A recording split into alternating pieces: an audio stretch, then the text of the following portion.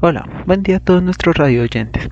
Hoy vamos a reflexionar acerca de las múltiples posibilidades que nos brindan las conversaciones en la relación de ayuda como dinamizadoras de cambio.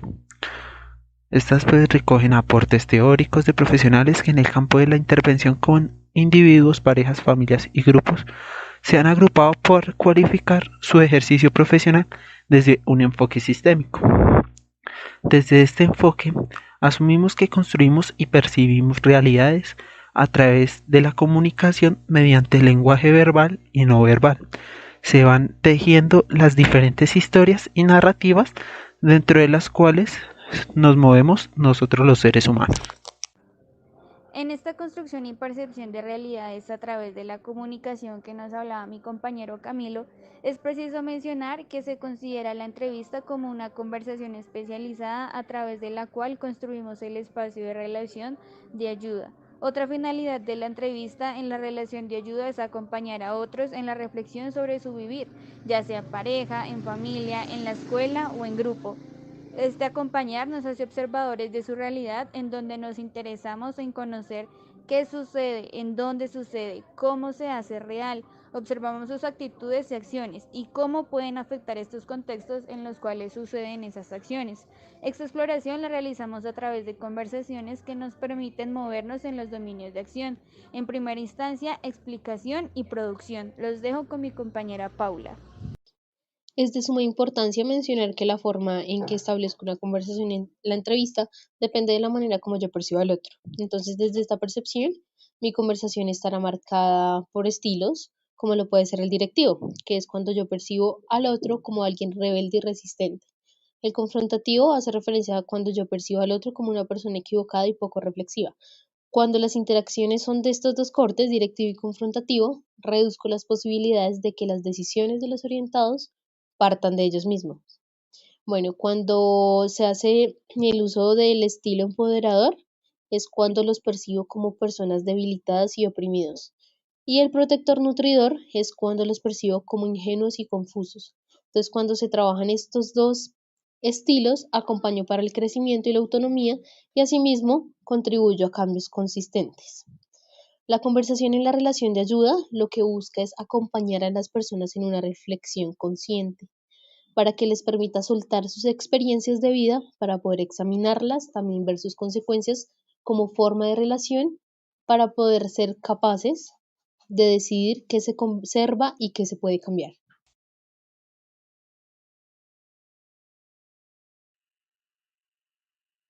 Podemos decir que la entrevista como parte fundamental de un proceso de relación de ayuda se refiere a una conversación en la que todo lo que el orientador hace y dice y todo lo que no hace y no dice es considerado como una intervención que puede producir cambios o reafirmar patrones inadecuados. Cada vez que actuamos en una entrevista podemos pensar en términos de que puede ser la única posibilidad que vamos a tener de conversar con esa familia. Vamos a considerar tres tipos de diseño de estrategia para moverse dentro de una conversación en una entrevista. Neutralidad significa conocer qué postura despierta en mí cada situación. Hipotetización nos lleva a aplicar nuestros recursos cognitivos para crear explicaciones. Circularidad es la postura cognitiva que piensa en términos de relaciones.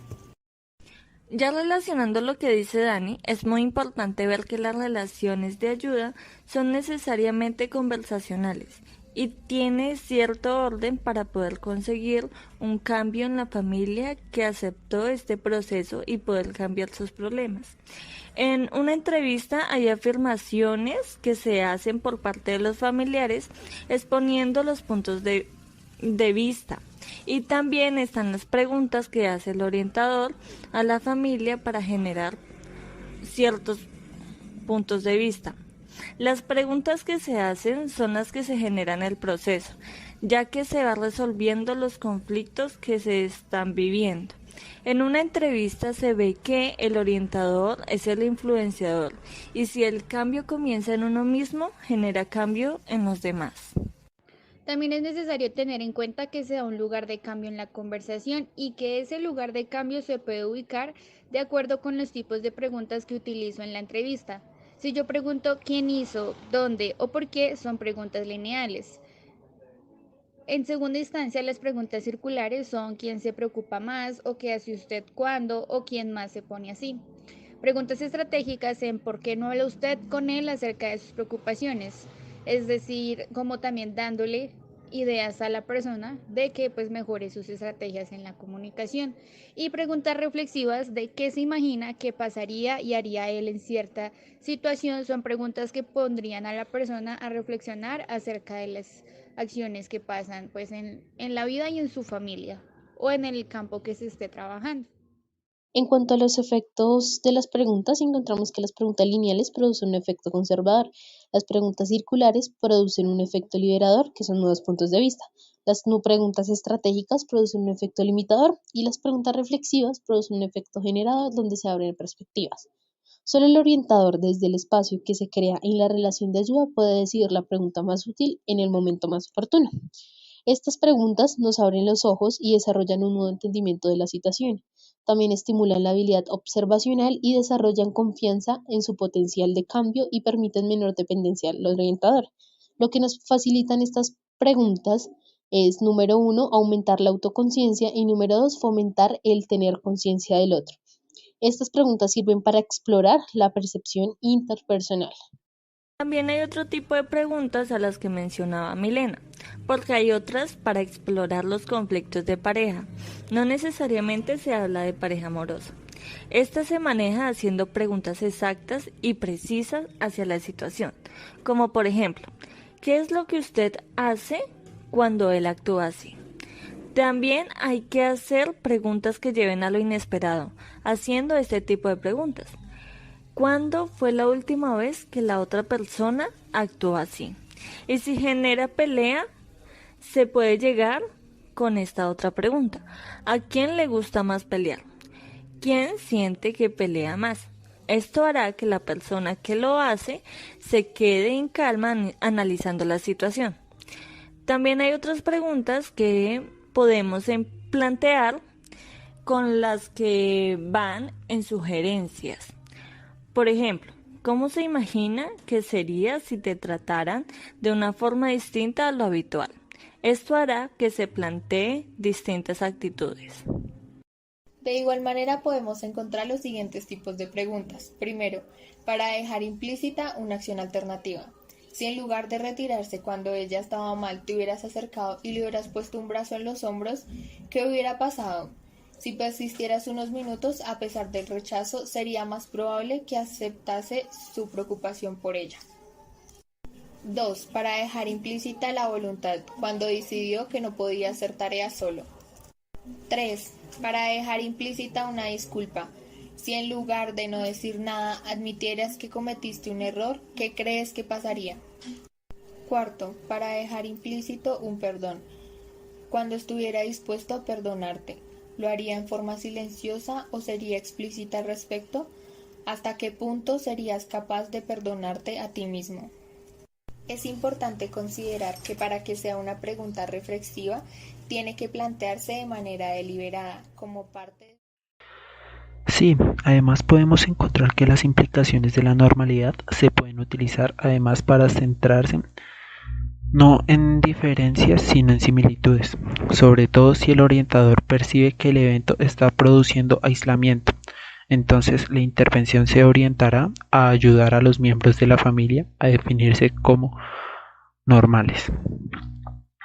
Dentro de lo que podemos llamar normalidad podemos encontrar dos tipos: una normalización social y una normalización evolutiva.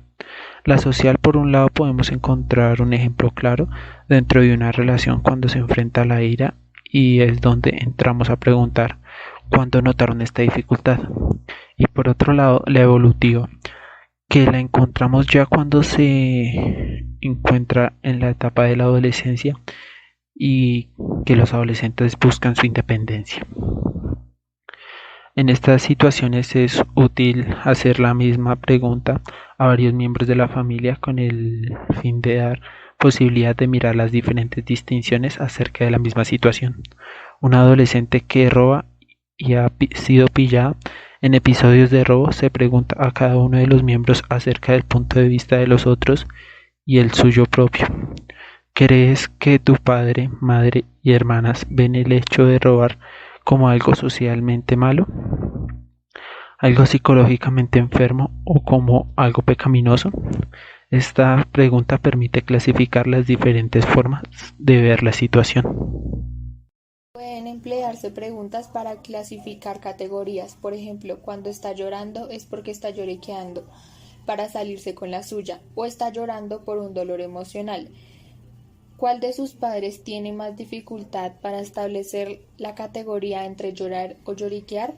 Como primera parte se tendrá en cuenta clasificar secuencias.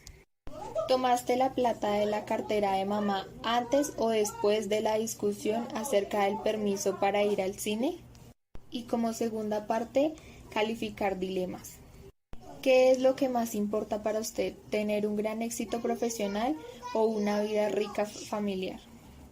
Estas preguntas clasificadoras funcionan bien sea separando componentes de un patrón y por lo tanto descomponiendo la vaguedad o bien conectando los elementos de un patrón creando nuevas distinciones.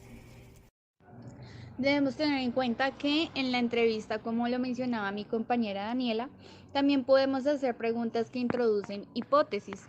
Esas hipótesis son explicaciones tentativas para orientar y organizar al orientador en el contexto de la familia y su situación problemática, pero también sirven para orientar el cambio de los miembros de la familia, para revelar mecanismos de defensa, respuestas problemáticas, necesidades básicas y demás.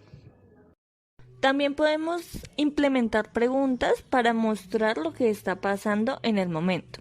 Si la pareja o la familia comienza a discutir mucho, por ejemplo, si queremos hacer conciencia de lo actual, se puede hacer esta pregunta.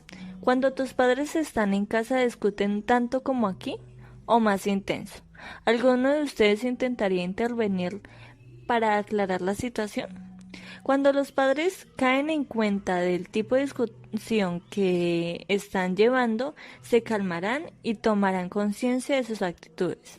Y para hacer un comentario indirecto sobre el proceso que estamos brindando a la familia, debemos darles un ejemplo, donde ellos estén discutiendo de tal forma que los niños no captan exactamente el tema, les vamos a decir esto. Imagínate que fueras donde los vecinos y comentaras lo que está pasando en tu casa. ¿Quién estaría más molesto? Esto puede hacer que los padres abiertamente permitan ventilar la situación. En consecuencia, lo que venía mencionando mi compañera Laura, y para finalizar, es importante considerar que las relaciones que surgen en un proceso de ayuda pueden suponer represalias después de la sesión de trabajo. En este caso, se pueden hacer preguntas para minimizar reacciones remotas, y esta muestra de preguntas circulares reflexivas es un menú que muestra la gran variedad de preguntas y su carácter distintivo. Aquí lo importante no son las preguntas como tal, sino el hecho del efecto que tienen para dinamizar la capacidad de movilización y el cambio de las familias al darse cuenta del impacto que producen como conversación en la relación de ayuda. El hacer este tipo de preguntas se centra más en el reconocimiento explícito de la autonomía de la familia y de los individuos a la hora de tomar decisiones frente a diferentes situaciones. Esta es una consideración fundamental a la hora de elegir las preguntas y la manera de preguntar como forma de crear un contexto de relación de ayuda. Es ante todo una invitación que se genera a asumir una actitud de observadores de nosotros mismos que nos permita desde nuestras características propias de entablar relaciones, poder identificar el estilo de preguntas que nos caracteriza para poder potenciar sus fortalezas y trabajar sobre sus debilidades para que nuestras conversaciones sean cada día más dinamizadoras de cambios en los demás y en nosotros mismos. Bueno, esto fue todo, queridos.